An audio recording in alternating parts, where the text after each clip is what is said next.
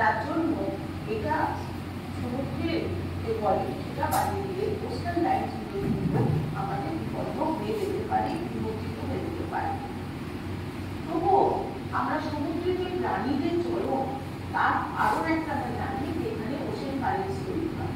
Ocean currents বলতে আমি এখানে লাল দাগ দিয়ে যে অ্যারোগুলো দেওয়া আছে সেগুলো দেখে বুঝতে পারবো সেগুলো হলো ওয়ার্ম কারেন্ট, এবং যেগুলো ব্লু লাইন দিয়ে দেখানো আছে সেগুলো হলো কোল্ড কারেন্টস। আমরা যদি উত্তর আমেরিকার পূর্ব দিকে নিউ ফাউন্ডল্যান্ড আইল্যান্ডটা দেখি, ওখানে দেখা যাবে যে কোল্ড ল্যাব্রাডর কারেন্ট এবং ওয়ার্ম গালফ ফিল্ড কারেন্ট, এই দুটো কারেন্টের সংমিশ্রণ হচ্ছে। এবং আমরা যদি দেখি পড়ি তাহলে জানবি পৃথিবীর ওই অঞ্চলে সব থেকে বেশি ফিশিং হচ্ছে। কেন ফিশিংটা ওখানে বেশি যায়?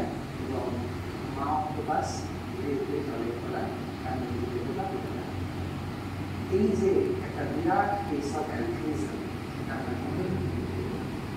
আমরা যে মানুষের সমাজে আমরা আত্মত্যাগ দেখতে পারি বা স্বার্থ ছাড়া কাজ করতে পারি, এবং বাবা সিলভাস যখন সমস্ত শিশুগুলোকে দোষিত করে তারপরেও সে কিন্তু সেখানটাতে ওই বাচ্চাগুলো যতদিন না পর্যন্ত নিজের খাবার খুঁজে স্বাবলম্বী হয়ে ওঠে ততদিন পর্যন্ত কিন্তু বাবা সিলভাস সেই বাচ্চাগুলোর সঙ্গে সময় কাটায়। তারা আস্তে আস্তে বেড়ে ওঠে, তারা গমনে সক্ষম হয় এবং নিজেরা খাদ্য খুঁজে নিয়ে সেই খাবারটি খেতে পারে।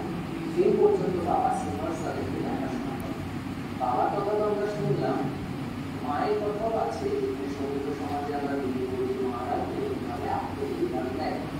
এরকম একটি ঘটনা হচ্ছে অক্টোপাস। অক্টোপাস খুব একটা বুদ্ধিমান প্রাণী, প্রশান্ত মহাসাগরে এরকম একটা জায়গায় অক্টোপাস পাওয়া যায়, যারা মোটামুটি এরা 5 বছর পর্যন্ত বাঁচে, কিন্তু একবারই আত্মবলিদান। প্রজননের পর সেই মা অক্টোপাস কোনো একটা সমুদ্রের নিচে যেরকম একটা গোপন জায়গা, মানে যেখানে সূর্যের আলো পৌঁছাবে না এরকম একটা জায়গা গিয়ে আত্মগোপন করে, যেখানে তাকে কেউ ডিস্টার্ব করবে না, একদম যে শান্তভাবে থাকতে পারবে।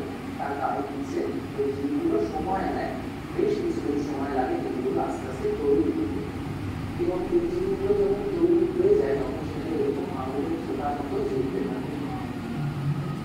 মা অক্টোপাস তার যে শুঁড়গুলো আছে, যেগুলো আমরা বাবু বা আর্মস বলি, সেগুলোর সাহায্যে অক্সিজেনযুক্ত জল পাঠাতে থাকে, যে অক্সিজেনযুক্ত জলের সংস্পর্শে এলে ওই জীবগুলো পরিষ্কারের প্রয়োজনীয় অক্সিজেন সে পায় এবং ব্যাকটেরিয়া দেখা দিতে পারে বা এই জন্য মা অক্টোপাস কন্টিনিউয়াসলি কিন্তু তার আইস দিয়ে ওই জীবগুলোকে নারিশ করতে থাকে, মানে নামচার করতে থাকে।